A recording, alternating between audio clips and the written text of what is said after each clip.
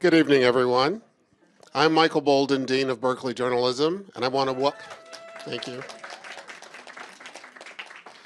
Welcome to Northgate Hall in our Logan Multimedia Center. Thank you for coming out to hear what I expect to be an illuminating conversation about the life of Bruce Lee, an icon who is deeply entwined, as Jeff writes, with the identity of Asian America itself.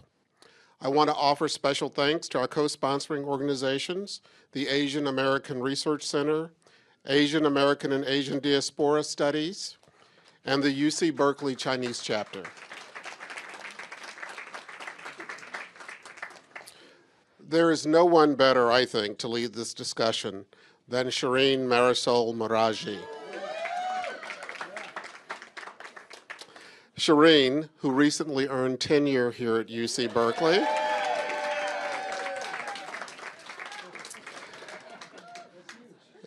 she was a voice that people across the country turned to when she was a founding co-host of National Public Radio's Code Switch podcast.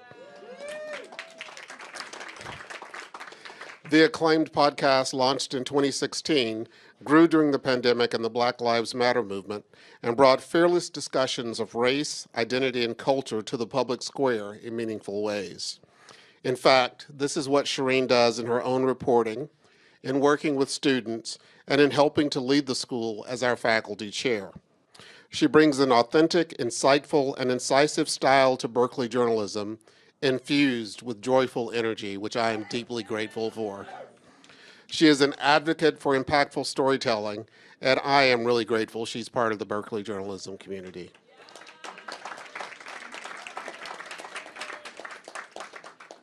And now I'd like to introduce you to Jeff Chang, who has had a dynamic career exploring race, culture, and history in profound ways. Jeff, a prolific author and journalist, has been described as a public intellectual and a radical historian. His first book, Can't Stop, Won't Stop, A History of the Hip-Hop Generation, won the 2005 American Book Award. He's also the author of Who We Be, The Colorization of America, and of course, the book we're here to talk about tonight, Water, Mirror, Echo, Bruce Lee and the Making of Asian America. Water, Mirror, Echo was named one of the best books of 2025 by Publishers Weekly, Vogue, Kirkus, and NPR. Jeff, who has written for a host of publications, also served as the executive director of Stanford's Institute for Diversity in the Arts, but we know he is at heart a Golden Bear. Yeah. Jeff has a degree in economics from Cal and a master's degree in Asian American studies from that school down in LA. Before I turn this discussion over to Shereen and Jeff, I want to note a theme of Jeff's Bruce Lee book that resonated for me and that I feel will resonate with many of you hearing this discussion tonight. It is summed up in a line from a description of the book. Bruce became a hero not just for Asian Americans, but also for anyone who has ever felt invisible. What a powerful idea. Before we get into the conversation, Jeff is going to read us a short passage from Water, Mirror, Echo. Jeff? Thank you, Dean Bolden. And yes, class of '89, proud bear. Roll on, you bears. All right. This is from the introduction of the book. It's called The Lives of Bruce Lee. And I usually read the passage that comes right before this, but we're home. You know, this is home turf. So we're going to go deeper tonight, I think.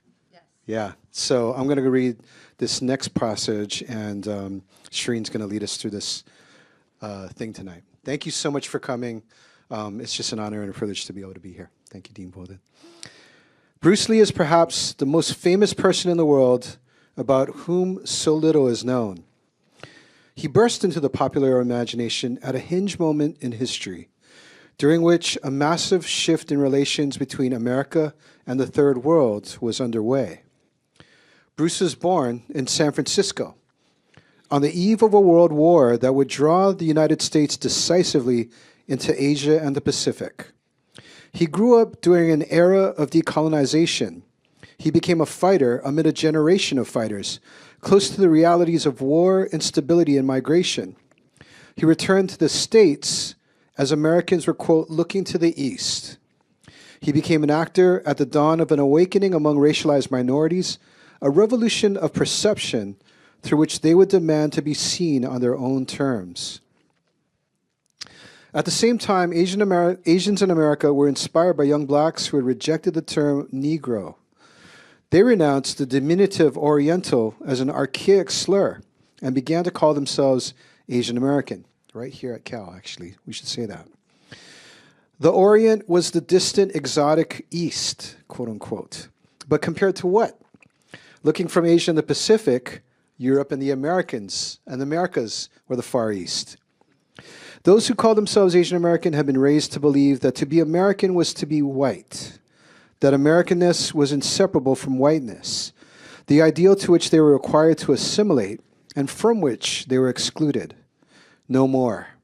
They saw themselves as warriors against the wars in Southeast Asia, who were also fighting for recognition and civil rights at home in America.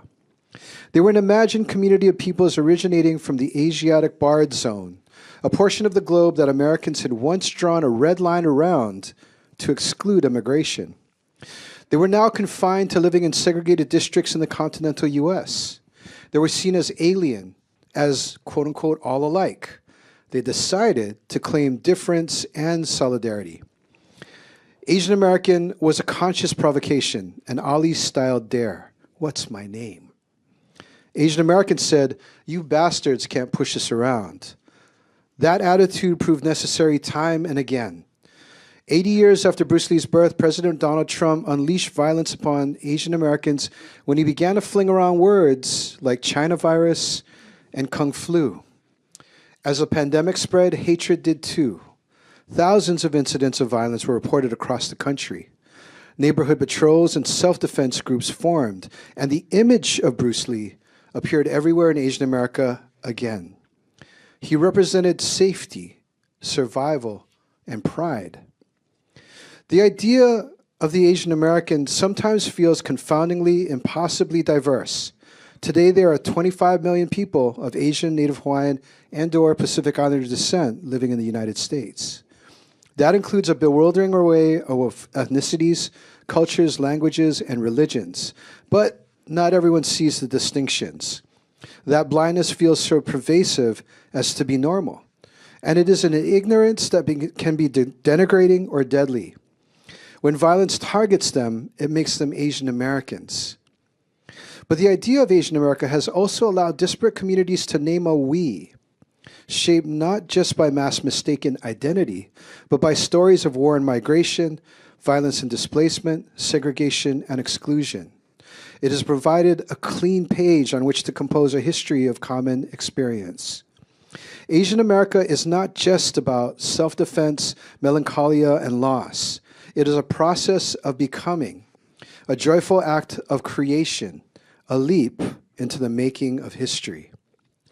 I'm part of the first generation after the advent of the Asian American, which was also the first generation after Bruce. Growing up, for me and many others, the idea of Asian America and the idea of Bruce Lee were inseparable. He made us real. Because of his image, we became flesh and blood.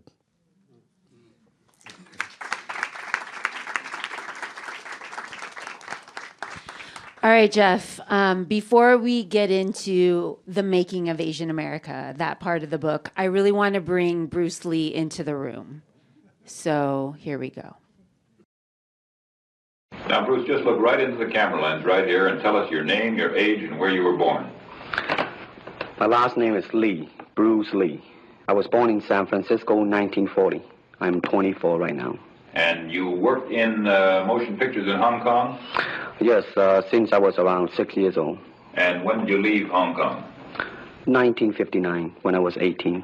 I see. Now look over to me, Bruce, as we talk. I understand you just had a baby boy? Yeah. And you've lost a little sleep over it, have you? 3 nights. And tell the crew what time they shoot the pictures in Hong Kong. Well, it's mostly in the morning because it's kind of noisy in Hong Kong, you know, around 3 million people there. And so every time when you have a picture, it's mostly, say, around 12 a.m. to 5 a.m. in the morning. I see. They'd love that there. And you went to college in the United States? Yes, And what did you study? philosophy. I see. Now, you told me earlier today that karate and jiu-jitsu are not the most powerful of the best forms of Oriental fighting. What is the most powerful of the best form? Well, it's bad to say the best, but in my opinion, I think Kung Fu is pretty good. Would you tell us a little bit about Kung Fu? Well, Kung Fu is originated in China. It is the ancestor of karate and jiu-jitsu. It's more of a complete system, and it's more fluid. By that I mean it's more flowing. There is continuity in movement instead of one movement, two movement, and then stop. Would you look right into the camera lens and explain the principle of a glass of water as it applies to Kung Fu? Well, Kung Fu, the best example would be a glass of water. Why? Because water is the softest substance in the world, but yet it can penetrate the hardest rock or anything, granite, you name it.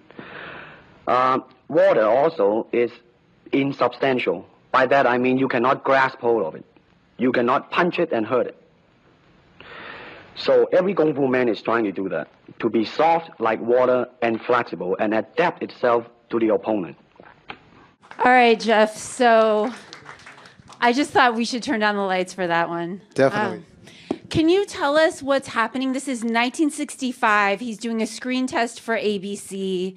And where's he living at this time, Bruce Lee? At that particular point, he's living here in the Bay Area, actually in Oakland, over in Maxwell Park. And actually, if you go to the house there, the owner there actually has painted the house yellow and has the sort of Bruce Lee kicking,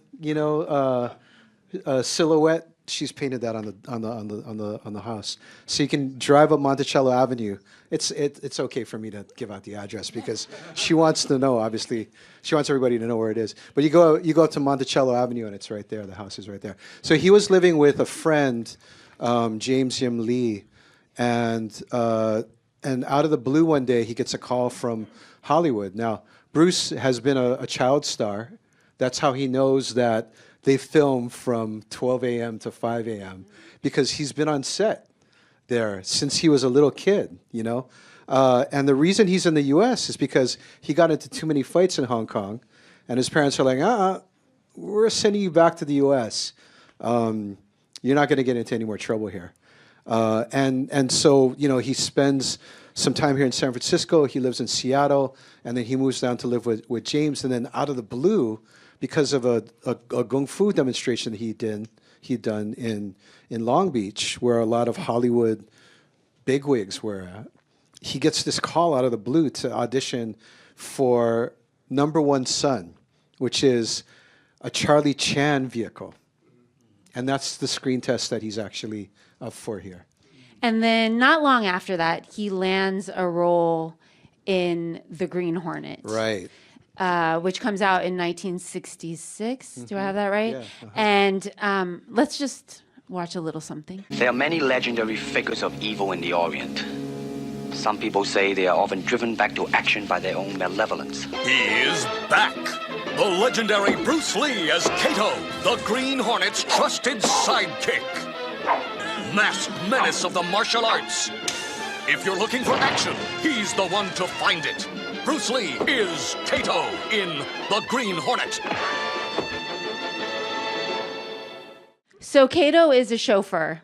And in your book, you write, Bruce Lee, the Hong Kong boy who had been waited upon, cooked for, and driven around most of his young life, had grown up to play manservant, cook, chauffeur, and all-purpose yellow savior in America.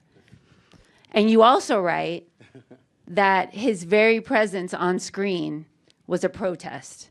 So my question to you is, how can playing a role like Kato on The Green Hornet be both subservient and subversive at the same time? I love that. I love the way you phrase that too, subservient and subversive at the same time, because it kind of was. We're in the mid '60s here, and at that particular time, most of the roles on TV for Asian American males, to be specific, were for roles that were very degrading. They were very stereotypical. That were cooks. That were characters that were meant to be laughed at, for the most part. That were forced to speak in this bizarre Hollywood Chinese accent that none of these folks spoke. The actors that were playing these roles had come from Shakespeare. They come from theater. They had been born a lot of times in the U.S. And yet they were forced to adopt this crazy accent that the directors forced upon them. So when Bruce is up for the Number One Son show, Charlie Chan vehicle again, speaking of stereotypes, right? It's going to be an Asian American lead, which they haven't had since Anna May Wong had starred in a TV show briefly on one of the sort of off-brand networks. And of course, ABC is not ready for an Asian American lead in 1965. And so instead, he gets offered a role for a radio serial, The Green Hornet, that has always had this Oriental sidekick. And it's not even important, the specificity of what the ethnicity is for this Oriental sidekick. They're just like, he's just an Oriental sidekick. And so it's subversive for him to be on screen kicking ass because he's the sidekick, right? And I don't know what the actual etymology is of the word sidekick, but he's certainly at the Green Hornet's side kicking ass.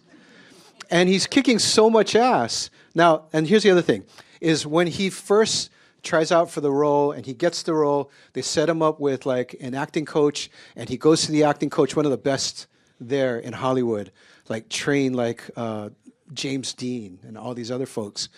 And the acting coach is like, okay, great, give me your scripts. And they're going through it, and they're like, I don't have any lines.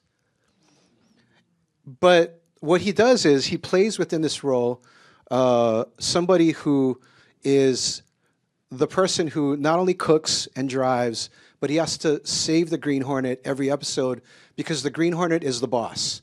So the Green Hornet sits in the back seat with his gadgets and says, drive, Kato. And Kato drives to the scene of the crime.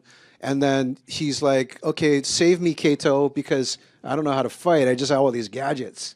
He's a classic executive. And so in that, no disrespect, Dean. We know you're not like that kind of executive. But yeah, so he's got to save the Green Hornet's ass every episode. And the kids know this. So halfway through the season, they're looking at the sales of toys, and they're realizing, oh man, Kato is selling more than the Green Hornet is. Yeah. And that's when they're like, we'll give you lines, and you start seeing him talking as he was in this particular video. Right. Okay, so when was Bruce Lee writing his own television series? Around what time was he starting to work on The Warrior? Well, so what happens is this show, as you could probably tell from the trailer, it wasn't great, and so it didn't last more than a season. And Bruce finds himself unable to get jobs after that. He's thinking that he's going to be able to play a main character. He sees himself as a main character, but he can only find work as a fight choreographer. And so during this particular time, he's so frustrated that he begins to think to himself, I've got to create my own opportunities. And he knows about the history of Asian Americans and Chinese Americans in California and in the West. And so he begins to write this series that he ends up calling The Warrior or Warrior. And he tries to get this sold in Hollywood. And they're not really buying it, right? There's a story there, actually, this might be a little confusing, but there's a story out there that this is the show that became Kung Fu, or Kung Fu, not Kung Fu. Kung Fu is the martial art, Kung Fu is a TV show. So there's a show that actually comes out that's written by two Jewish Americans in New York City who are really fond of martial arts movies and samurai movies that are coming from Hong Kong and from Japan. And at the same time, these two scripts are kind of up, and they're like, we're gonna try you out for the lead of Kung Fu, because we actually can't see your vision, in which there's a Chinese American guy kicking ass on behalf of Chinese Americans, as a TV show, right? We can see this sort of mystical Oriental hero who's fleeing, like, you know, the machinations of the Qing dynasty, and, you know, comes and is enlisted by a whole bunch of people, white and Asian and others, who need, you know, spiritual and ass-kicking guidance. And that's what Kung Fu is. That's what that TV show ends up being. And so he tries out for it, and we'll pause there. Yeah, let's pause there and show you who actually gets the role. Goodbye, old man. My master. What do you hear? I hear the grasshopper.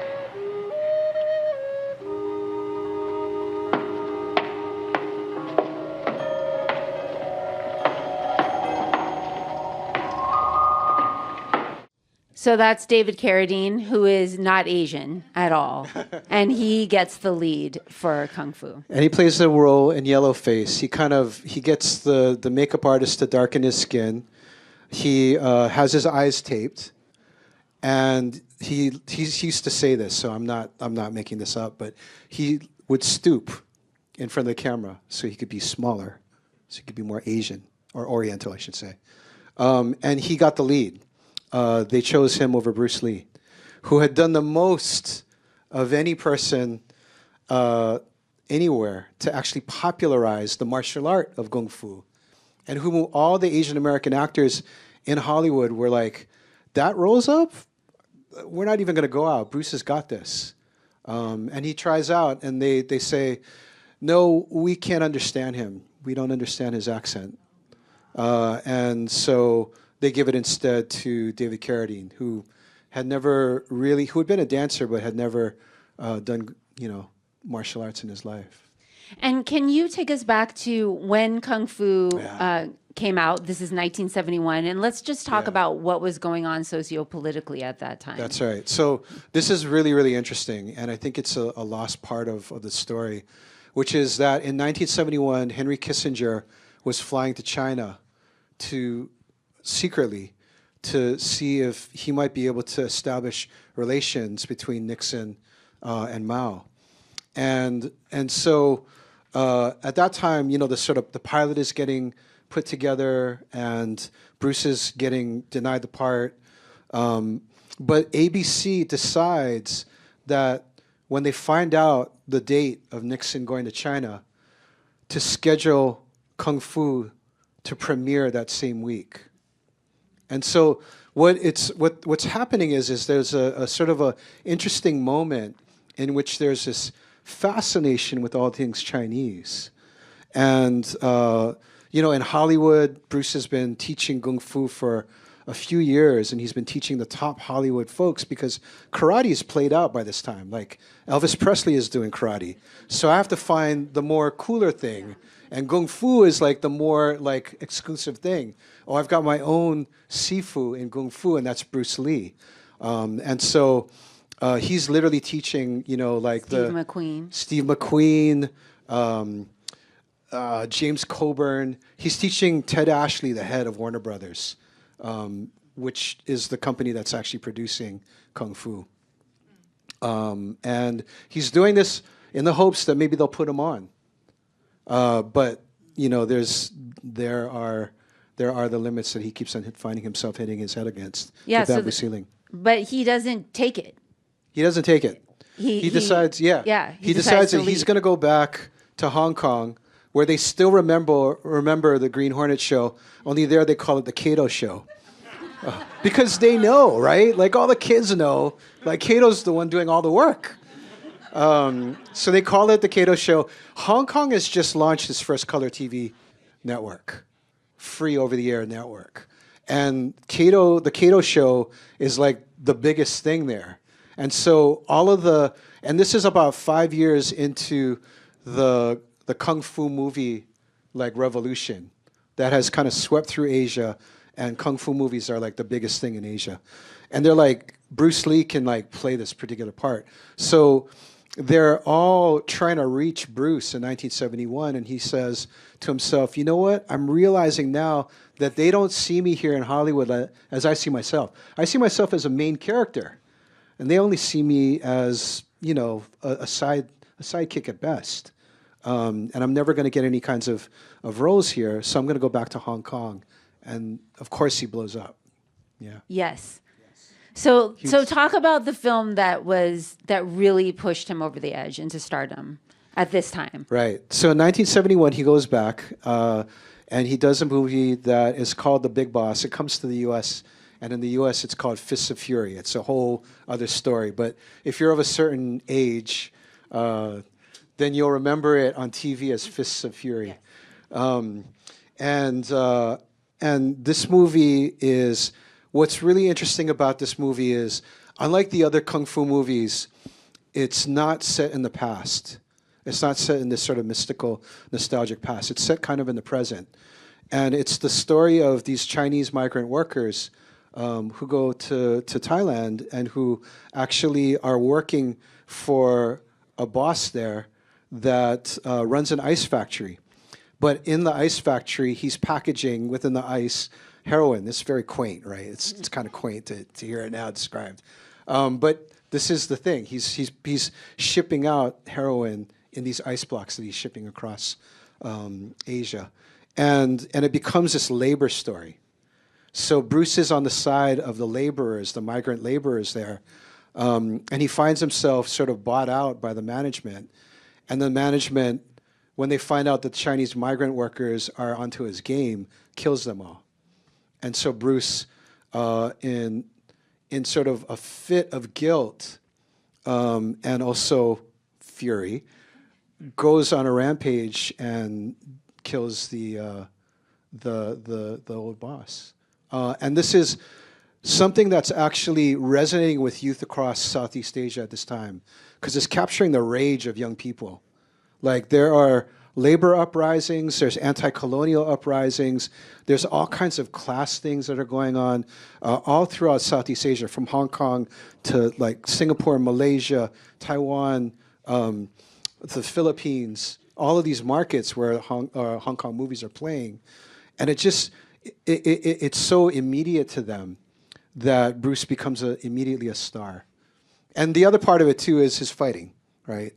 In the kung fu movies, they're doing very stylized combat that's kind of rooted in Cantonese opera or Beijing opera. And Bruce is like, we're not going to fight like that. Yeah. And you can actually see it in The Big Boss. You can see the old sort of trampoline styles and wire styles that are happening. And then you can see Bruce like punching a guy through a wall. Everybody knows what I'm talking about. There's like a little cartoon character, like, you know, Wile E. Coyote or whatever, cut out. But yeah, like he's like very immediate. They have to send hundreds of people at him because they're not doing these like duck, duck, duck, duck, duck, duck, duck, duck, duck between two people for 5 minutes. They're sending like hordes of folks at him, and he seems even more of a superhero because he could be them.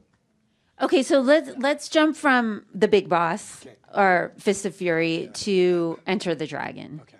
So we're back in the United States. We're back to Hollywood. And I want to do this right because I have a clip and I want to be able to talk into the clip properly. So this film, Bruce Lee died before this film premiered. And I'm just going to play a scene and we can talk about what's going on in the scene and talk a little bit about the film. What is the highest technique you hope to achieve? To have no technique. Very good. What are your thoughts when facing an opponent? There is no opponent. And why is that? Because the word I does not exist. So, continue. A good fight should be like a small play, but played seriously. A good martial artist does not become tense, but ready. Not thinking, yet not dreaming. Ready for whatever may come. When the opponent expands, I contract. When he contracts, I expand. And when there is an opportunity, I do not hit. It hits all by itself.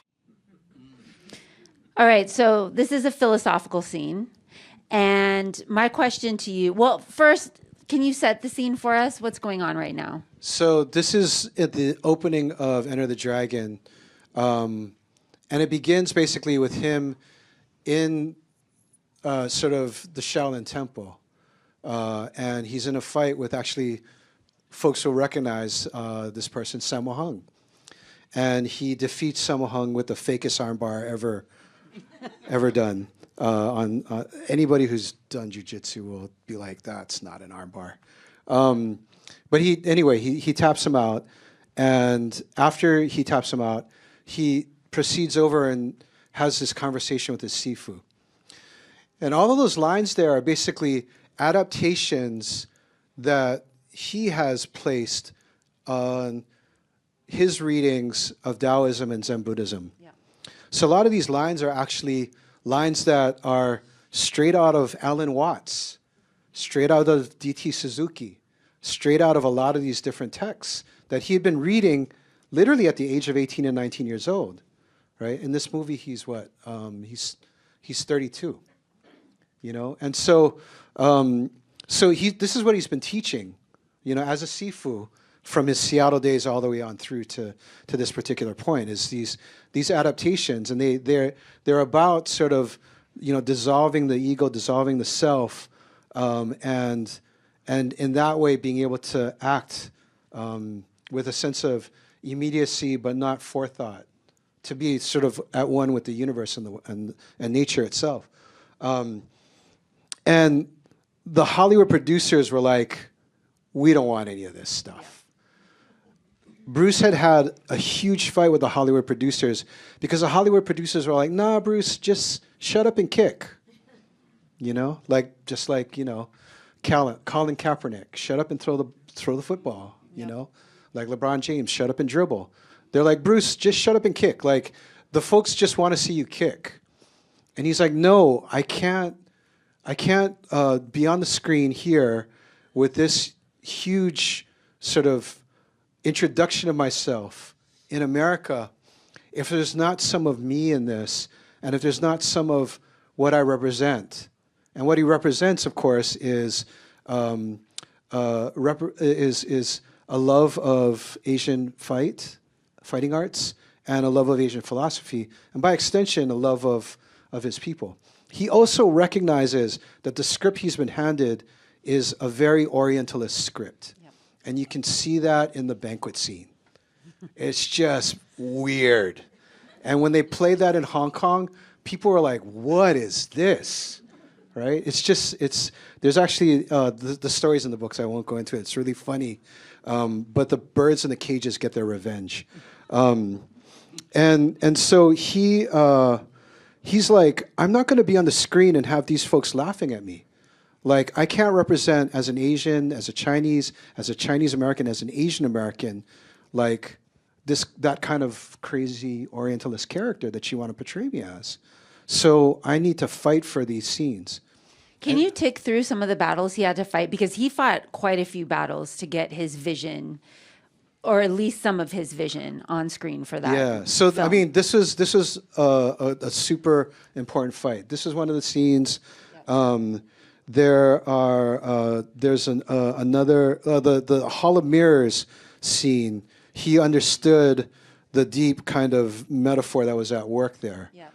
And so he worked very hard to try to put that, wheel that in his kind of direction. He was the one who kind of finished, he had kind of choreographed and directed a lot of that as well. He directed this scene as well. The rest of the Hollywood team went home. And they're like, well, you got to finish this. We have the beginning, we have the ending, we have these scenes. Like, go ahead and finish this up. So he did those. But he had to fight for those. And what he did to fight for them, and that's not the only one. I'll tell you the last one in a second. Yeah. What he did to fight for those scenes was he boycotted his own movie. So that on the day that shooting was supposed to start, he didn't show up. And he didn't show up for days, almost 2 weeks. And finally, the Hollywood producers went to Linda, his wife, Linda Emery Lee, Linda Lee Cadwell now. And they said, Linda, like, what's going on? And she's like, you know what's going on. He wants these scenes. And they're like, well, how will we get him back on set? And she's like, put the scenes back in. And so they finally gave in, and that's when Bruce showed up to shoot his movie, his own movie. The other thing about it is, if you notice, of course, there's three main characters, right? There's John Saxe's character Roper. There's Jim Kelly's character Williams, and there's Bruce.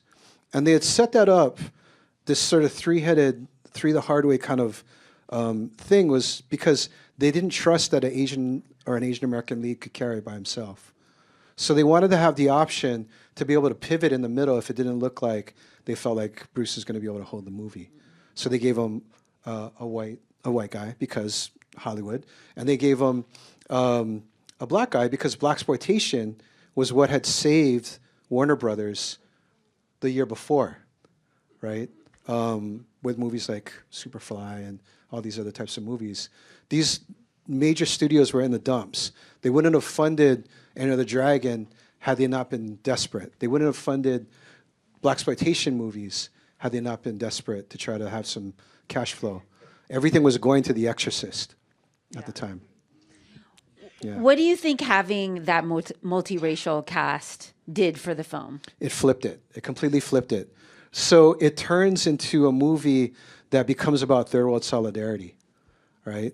If it had just been Bruce versus Han, like, it would not have had the same kind of effect, I think, lasting in the U.S. that it did. And another point about Han, like Chinese ethnic majority, like, you're going to name your villain Han?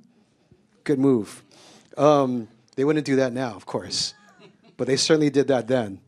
But the scene that always stood out the most to me, and when I was even beginning thinking about writing the book, was the scene when Jim Kelly comes up on the junk into the harbor in Hong Kong and looks at all of the poor folks living on the junks in the harbor and says, you know, they're not doing so well out here. And he says, the ghettos, they're the same everywhere you go.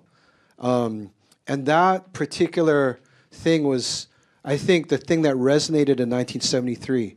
Like, the number one album in 1973 was from a multiracial band from Los Angeles called War, and the album was called The World is a Ghetto. And that was the vibe in the culture at that particular time. That all of the stuff that had started here in Berkeley in 1968, in San Francisco, and San Mateo, the College of San Mateo, all around, the Third World Movement had migrated to the mainstream by 1973. It was the year that Bob Marley and the Wailers came out on Island Records, and literally, like, just days before Enter the Dragon opened, Kool Herc had his party in the South Bronx. And so 1973 is the year around which global culture pivots to this sort of free-flowing, whiteness-decentered kind of culture where we can have Bad Bunny rocking the Super Bowl and K-pop, like, at the top of the charts. I feel like I should just jump to this then. Because this is also in the book. This is a protest that's happening in front of the International Hotel in San Francisco. And I would love for you to tell me what's going on in this photo and why you decided to write about it in the book. Is Harvey in here? Harvey?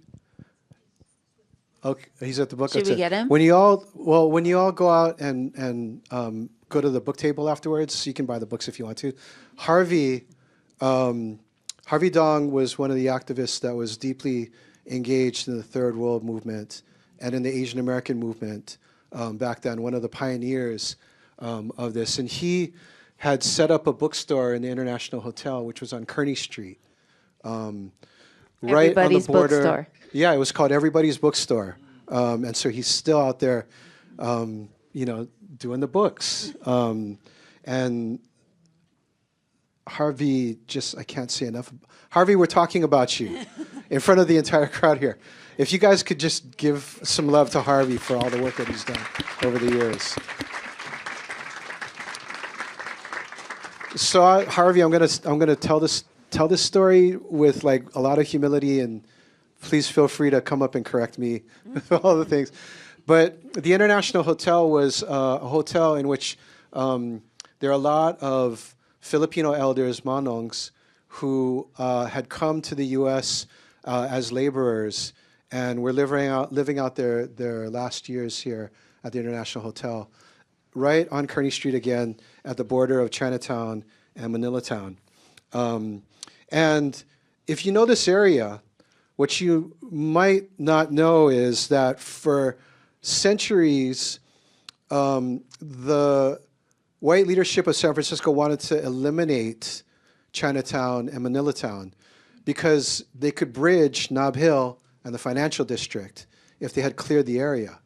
So there are histories about like over and over needing to stand up to be able to maintain this particular space where all these people were living, and where they had been segregated for generations upon generations. So the International Hotel took on, I think, a deeper meaning for young organizers and activists at that particular time, because it represented, again, like trying to displace and to destroy this community of mostly bachelor Filipino American men in the International Hotel. And so over the years, Harvey had set up everybody's bookstore there. A lot of organizations, social service organizations and political activist organizations moved in. You all were doing martial arts training there. You were studying Kung Fu there. Yeah? Yeah. And finally, the word came down almost 50 years ago that they were going to evict all of the manongs. And so this was one of the most important moments, I think, in Asian American history, certainly in the Bay Area, but I think in terms of Asian American history, period, because it was a moment in which there was massive organizing that occurred for years to try to prevent that displacement. And this picture, I think, is from Chris Fujimoto, who took this picture at one of the last eviction protests, maybe even the last day. Yeah. And actually, in this photo, that's Pam Tao Lee, who, yes, yeah, Pam Tao Lee, one of our amazing leaders and organizers in the Asian American community, and there's a bunch of other folks in here in this picture as well. But I felt it was really important to be able to tie this history into what we were talking about with Bruce, because the International Hotel was a scene for and a site for being able to stage solidarity.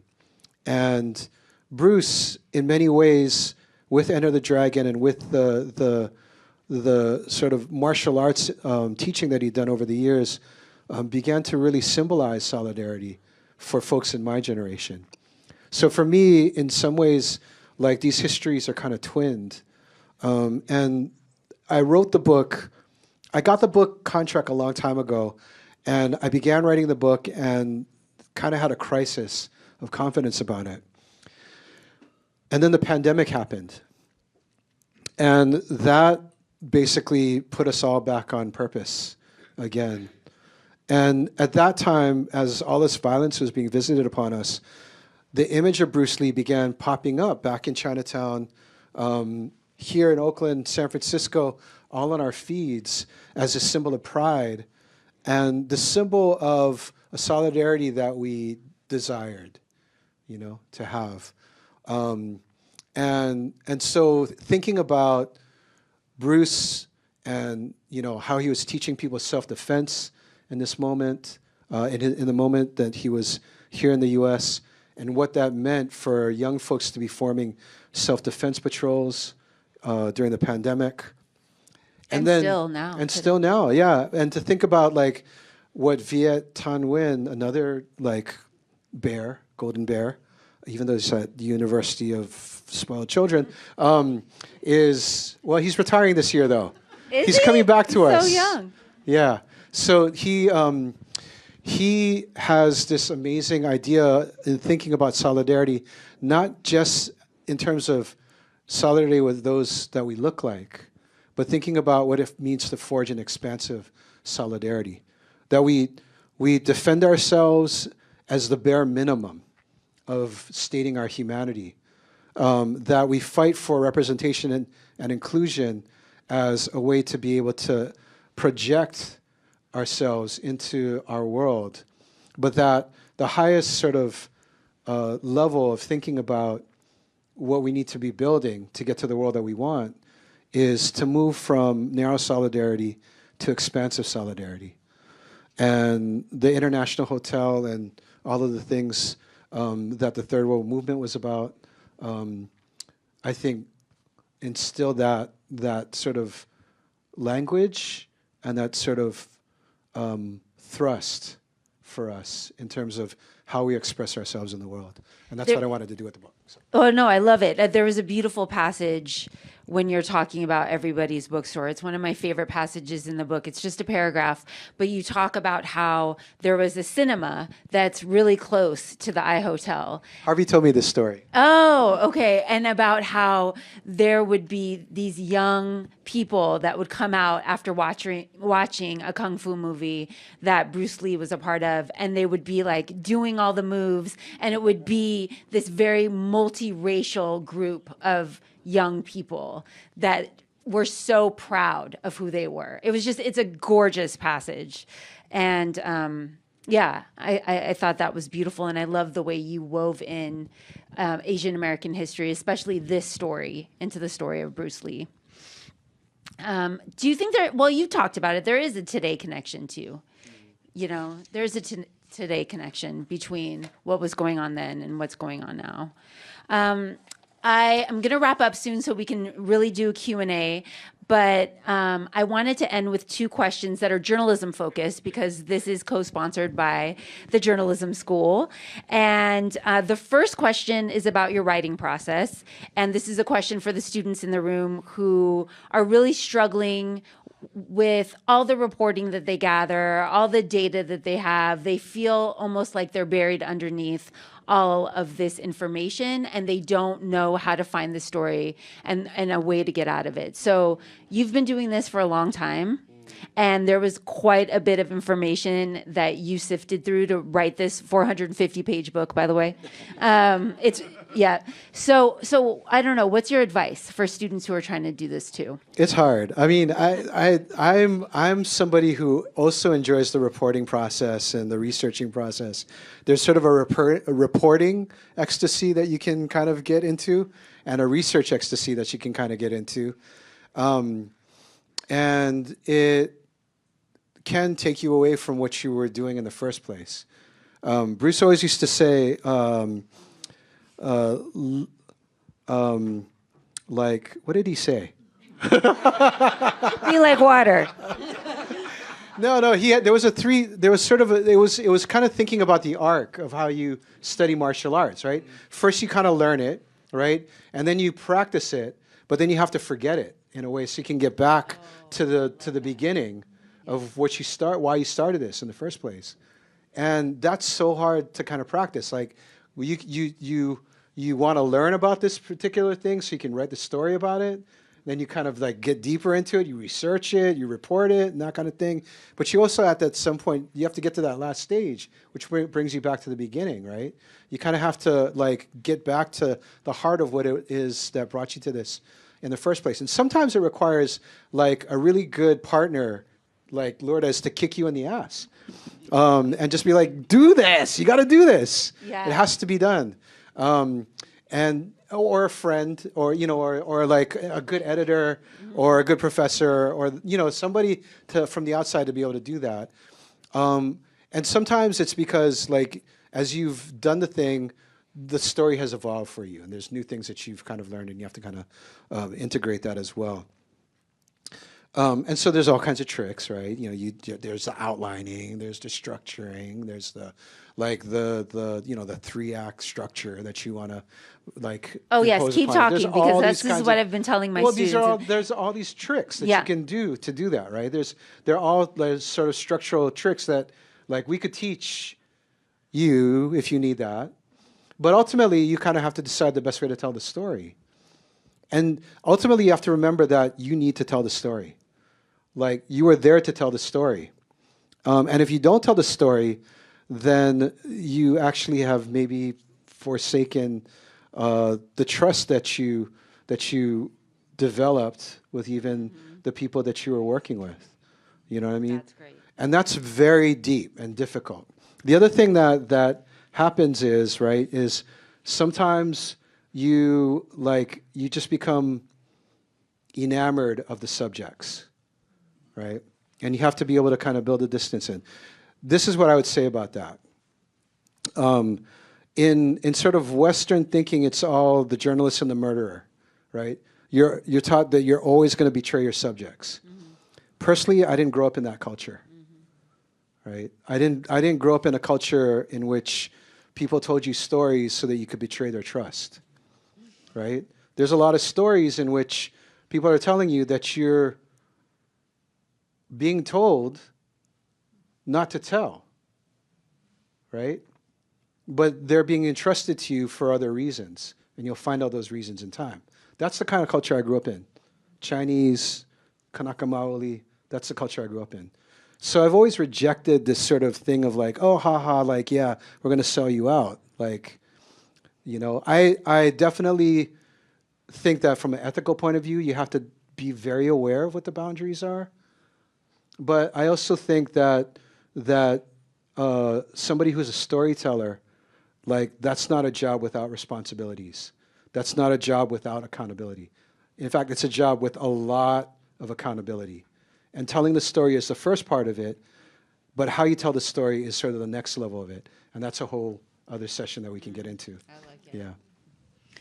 Okay, and finally, we know you've read hundreds of articles about Bruce Lee that were written by journalists at the time that he was alive, and you listened to many, many interviews with him. And before I get into the question, I do want to watch a few minutes of a very famous interview that Bruce Lee did in 1971. He did this with Pierre Berton, who is a Canadian journalist and writer. And I would love for you to just pay attention to the question that the journalist is asking Bruce Lee multiple times. You came back to Hong Kong. We're on the verge of success in Hollywood and full of it. And suddenly, on the strength of one picture, you become a superstar. Everybody knows you. You have to change your phone number. You get mobbed in the streets. Now, what are you going to do? Are you going to be able to live in both worlds? Are you going to be a superstar here or one in the States or both? Well, let me say this. First of all, the word superstar really turned me off, and I'll tell you why. Because the word star, man, is an illusion. It's something what the public calls you. You should look upon oneself as an actor, man. I mean, you would be very pleased if somebody say, hey, man, you are a super actor. It is much better than, superstar. Yeah, you've got to admit that you are a superstar. You're not gonna, if you're going to give me the truth. I'm honestly saying this, okay? Yes, I have been very successful. Yeah. Okay?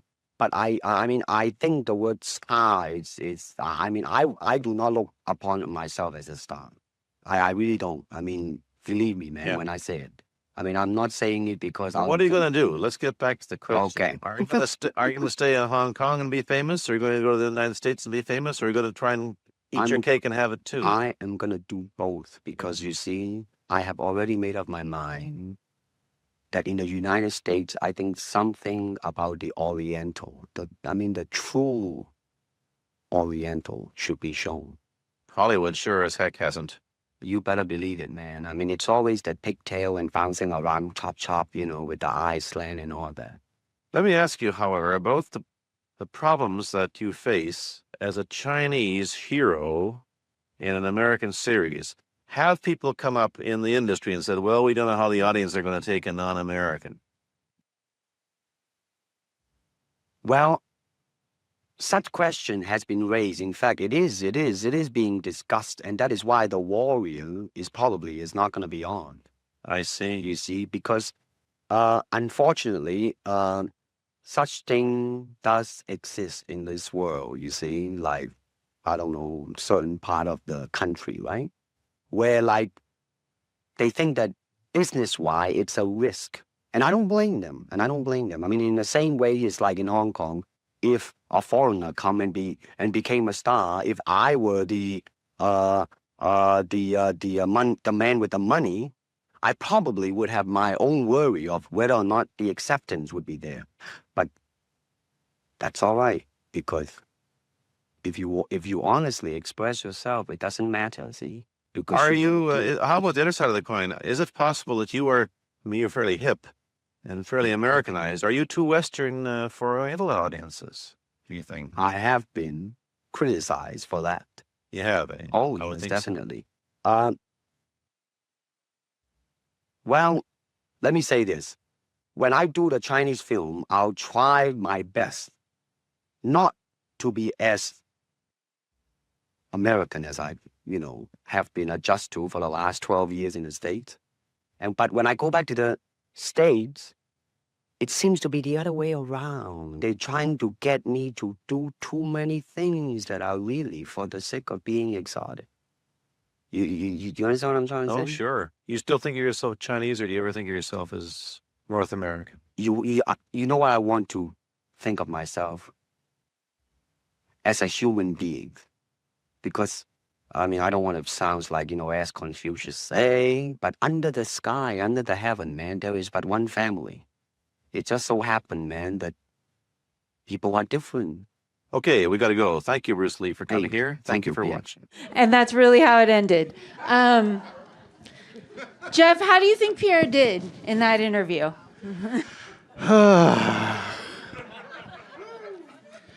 Wow. Yeah, it's really interesting to kind of look at it now back through the lens of, what we know, right? For me, this is the moment that is, I mean, it's not the same, but it's like Martin Luther King Jr., content of the character, not color of the skin moment. Because clearly the whole time Pierre is baiting him. Like, do you think of yourself as Asian, or do you think of yourself as like one of us, right? Do you think of yourself like you're going to be seen as a non-American, even though Pierre is Canadian and Bruce was born in the U.S. So who's the American here? So like the non-American, or or the like, are you that? Are you the Oriental? Are you going to stay here in Hong Kong? Are you going to go, back to North America? And you could see it, Bruce, like pausing at these moments. Like he's called non-American. He's like, Yeah. like he's kind of, should I? No, I'm not. That's not a fight that I want at this particular point. And so at the end, when he's citing, like, under the heavens, there's but one family. Like, this is the toast that they would give to each other, to his friends at the banquets. Like, it's a old Chinese saying. We're all like a toast to us. We're all one family under the heavens, and he's reaching for a way to be able to say, man, like, you want to put me in this box or that box. Like, can't you just see me as human? I think that's the way I read it. Yep. Because I think, for us, like, from the time we're young, it's sort of like, are you Asian or are you American? Like, well, I eat chow mein, so maybe I'm Asian. But I also like pizza, so maybe I'm American. And, like, on and on and on, right? Like, every kid has had to go through that. They've had to write that essay in school. Because some teacher has thought that that's maybe the way to teach multiculturalism. I mean, and so, and that's not, like, he is, in this particular scene, the most Asian American that we can see him at in a public kind of setting. Yeah. He's literally struggling with this thing of like, well, in Hong Kong, I'm seen as too American. You know, I have a white wife, right? Like they will criticize me if I'm going to go back and do the warrior in the U.S. And in the U.S., I'm fighting to have the movie. I didn't mention this before. The movie was going to be called Hans Island, y'all. Oh, I was wondering if you were going to talk about this. The movie was Yes. going to be called Hans Enter the Island. Dragon. Enter the Dragon was going to be called Hans Island. If it was up to Hollywood, it would have been called Hans Island. Why? Because they thought that folks could only really see an Asian if he were a villain, if you're a Fu Manchu type of villain. And they'd rather name it after a piece of rock than they would after a human. Right, so to assert Enter the Dragon is to say, no, like I'm the star. You got three people, but I'm the star, and the star is a dragon, and it's not a Jabberwocky dragon, right? This is an Asian dragon, and stuff. And so so that's sort of his assertions. He was making in the context of the art that he was doing. He couldn't do it in settings like this because it wasn't necessarily a moment in which he could play the game from a power position. So do you have advice for journalists who are doing this kind of work now? This sort of cultural reporting, what not to do from watching so much bad reporting about Bruce Lee? I mean, I think it's basic. I think everybody comes in, like already with the tools to be able to see what Pierre is doing here. Right, this again is back in 1971. Well, certainly after you're done with them, I'm sure they're not. But I guess what I would say is that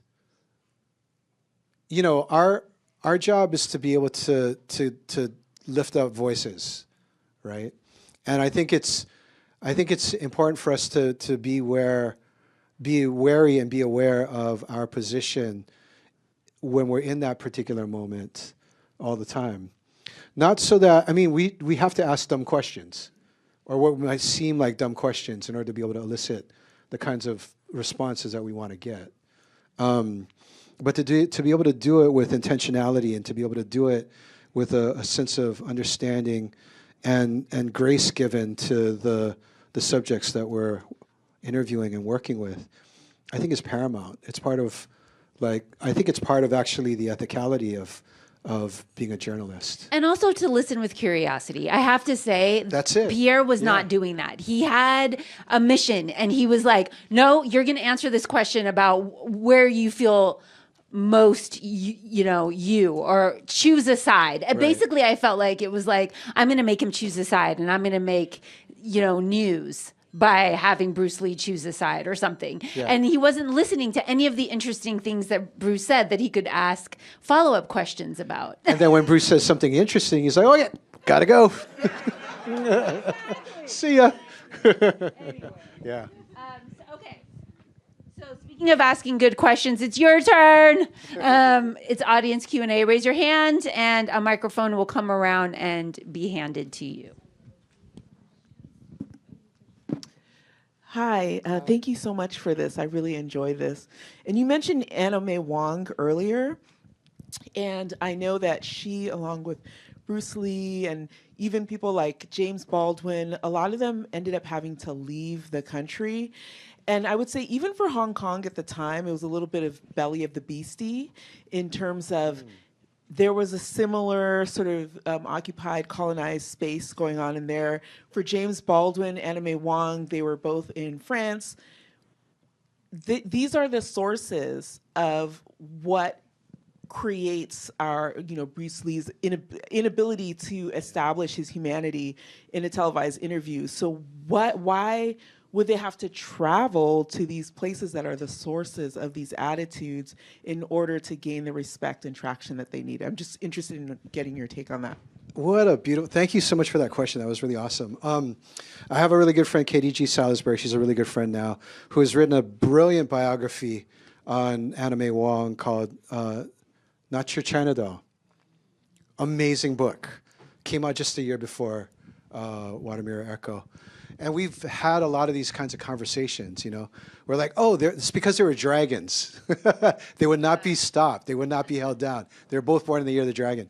But I think that, that's so much a part of it, right? This idea of needing to do the end around, right? To kind of just like go left to come back right, and to be able to create that opening. I think the way that I would relate it to now, and so everybody go read Not Your China Doll. We did something for the Center for Brooklyn History, and it's on the internet. We did a whole conversation with a bunch of images and stuff like that too. It's a lot of fun. She has so many great stories about that, and I could just digress into Anna May Wong all day based on the things that I learned from Katie. It's great. It's really good. And of course, the great James Baldwin biography came out last year, won all kinds of awards, and I can't wait to actually dive into that to kind of understand those types of things too. It's been a good 3 years for biographies. Audre Lorde, right? Octavia Butler. Anyway, the whole thing that I would relate to now is these days in terms of Hollywood, it seems a lot more diverse, right? And over again, like folks of color prove at the box office that they know exactly what they're doing, they have what it takes. Sinners, right? But also in this particular moment in Hollywood, I have to be real and say Hollywood has shrunk by 2/3 over the last just year. And most of the folks who have been let go have been folks who look like us. And so that means we're going to have really bad TV and media. Maybe not. But it's going to be much different than it's been for the previous 5 years, right? 5, 10 years. Actually, let's say 5, 10, 15 years. We're past the period of openings for shows like Reservation Dogs, or things like Sinners. Like Ryan is sort of grandfathered in. And even though he proves it by doing a $1 billion box office, they are still kind of caving to whiteness. So I just need to kind of put that out there, which means that we continue to build our networks. We continue to build these avenues for end arounds, and the stuff will collapse again, and it'll be just like 1971, where they're looking for, oh man, what's that thing that's gonna set us apart? Or it's gonna be like 1989, oh, Spike Lee, Do the Right Thing. He made that for how much? You know what I mean? And then there'll be a little bit of a run for 3 or 4 years, and then something else will happen. And it's always the tides going in and tides going out. And one of the things I try to tell folks that I'm trying to mentor is just be very aware of the structural, the structural aspects of what it is that you're working in. We have greater infrastructure than we ever have had in the past, and we still, despite all of the breakthroughs that we've had, we could look at the list, right, of the top movies from last year, right? And we have directors of color, women directors, who want to just talk about movies and stuff. So, but also the thing about going somewhere that is also where you will hit a wall of discrimination and colonization, I think that is interesting, going somewhere else to kind of find success. Because the one thing we didn't talk about was, yes, Bruce Lee found success in Hong Kong, but all those films were dubbed into Mandarin. He wasn't able to speak Cantonese and have those films be in Cantonese, for example. We don't hear his actual voice dubbed into Under the Dragon. Right. Yeah, that's right. So it is complicated. You're going really somewhere. I think that's what you were trying to get at, E. You're going somewhere to find that success, but then in the place that you go to find the success, there's still so many barriers that you're fighting against. Yeah. Thank you. There's a question. Oh. Thank you for your book. I grew up with Bruce Lee, and people gave us respect after Enter the Dragon, and all of us could do kung fu also. But I just want to know what happened after he died. Did Hollywood just shut their door again? Because later you mentioned K-pop and Bad Bunny, and there's acceptance now, but it took a really long time. And frankly, I am a K-pop fan, so. Yeah. But I felt like because people told me all my life that I couldn't dance or I couldn't sing. So, and then these people gave me that example again, like Bruce Lee, and I got excited. So what happened in those ensuing years after you died? Yeah, it's a source of great melancholy, I think, among our communities, right? Because what happened was, and I was just telling 18-year-olds this the other day, like, if you're, in terms of representation, if you have only one representation out there of you, then that archetype, which was so empowering, can be quickly turned into a stereotype, right? And so the other thing that we've had to grow up with is the flip side of that stereotype, right? And so I think one of the things that needs to be told when we talk about Asian American Pacific Islander, let's just say Asian American right now. Pacific Islander and Native Hawaiian representation is related in some ways, but the invisibility is so much greater. So Asian American representation does not expand greatly after 1973, right? Instead, what we get are Bruce Lee, Bruce Leong, like Bruce Leroy. Like, we get all these other Bruces, right? For a good 10 years or so. The next time that we actually start seeing some breakthroughs is a generation later when Brandon is coming of age. Brandon Lee, Bruce Lee's son, is coming of age, right? And that's around the time that Joy Luck Club is coming out, that Dragon, the Bruce Lee movie, is flawed and as flawed as, I was going to say more, but I'll just say as flawed as it is. And then Brandon, like breaking through with Rapid Fire. Brandon got his start in a kung fu movie with David Carradine. Can you imagine that? That's like Bruce being asked to play Charlie Chan's number one son. But that's where Brandon came in. And then he gets Rapid Fire, he has a small hit with that, and then they give him The Crow, and he's tragically killed on set, right? All American Girls coming out around the same time. This is the early 90s, right? And then it's another generation until we get to Fresh Off the Boat as a TV show and the movies that kind of lead up to what I think is maybe the climax of this period, which is Everything Everywhere All at Once, in which the Daniels have to invent a multiverse so that we can have people see one woman being able to play all these different facets of Asian American humanity, right? Like, we have to invent a sci-fi concept to be able to smuggle in this idea that Asian Americans are actually like really, really complex, right? And yeah, you have to call it Everything Everywhere All at Once. So I think it's a story that really imbues us with a lot of melancholy, and it's why, I still go out and I talk to folks, and people are still sad that Bruce had passed away. Still sad, like they mourn it every day. And I understand the source of that.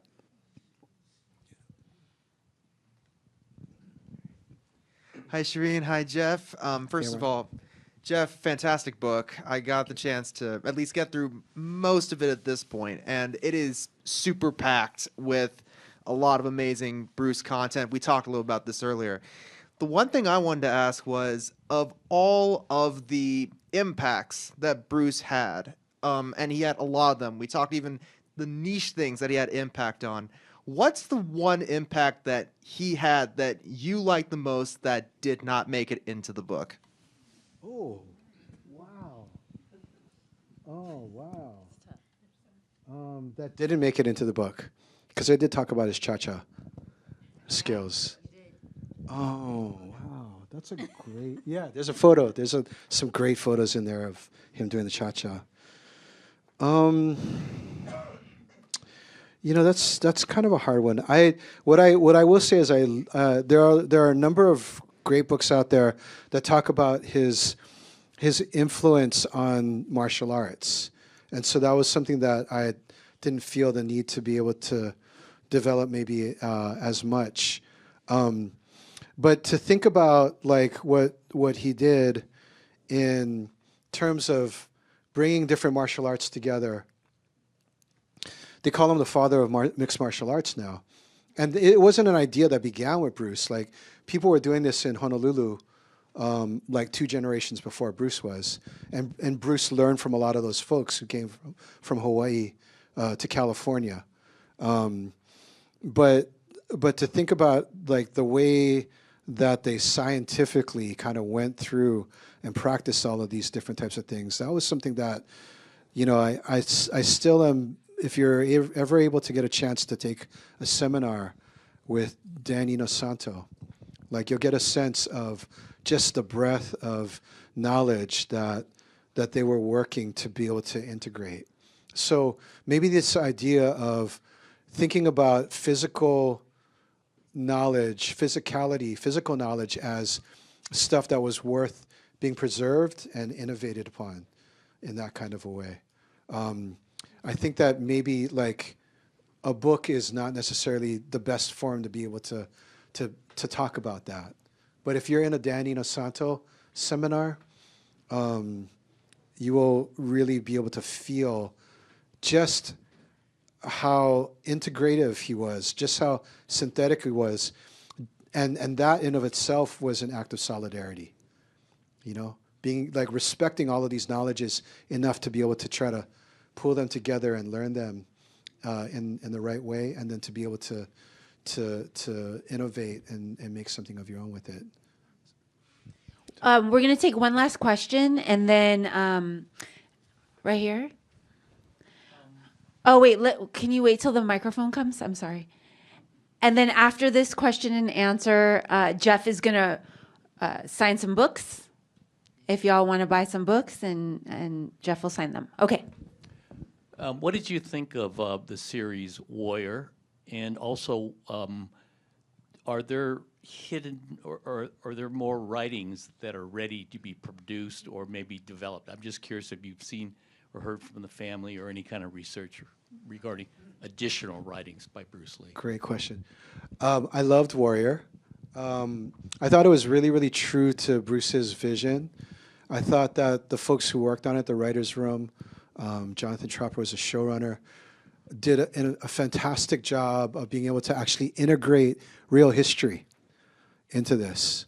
You know, the mayor is based on real, you know, James Duval Phelan, right, who ran for governor in California under the slogan "Make California White Again," and who was a vociferous proponent of the alien land laws that targeted Japanese American farmers in the Central Valley, and literally, like, you know, like disenfranchised them of their lands. So that racist mayor was a real dude. Ah Toy was a real woman in Chinatown. The type of gang violence that was out there, like, real. Like, it was very rooted in the history of the time. And what they told me was that they were working up to the Chinese Exclusion Act. You know, when season 3 ended, they were thinking about breaking that perhaps in season 4. And so there's so many other things that I felt like were so powerful about what they did with that. As far as other scripts, yes, Bruce was prolific. I wouldn't say all of them were great. Some of them are quite dated, but there's a lot of concepts that Shannon Shannon has, and has been thinking about and has been working on, and she's very strategic. So I don't know what she has in mind for them, but there are a lot of ideas in the vaults there, and we're likely to see a lot of good stuff coming out for years to come. Yeah. Thank you, everybody. Thank you for coming. And then, Jeff. Thank you, Shereen. Oh, you're welcome. My pleasure. You are Yes. amazing. So appreciate you. I appreciate you. Thank you. Where do you want to sign? You want to sign out there? Okay. So, signing in the hallway, and oh yes, and that'll be happening now. I appreciate you all for coming. Thank you so much. I had a great time.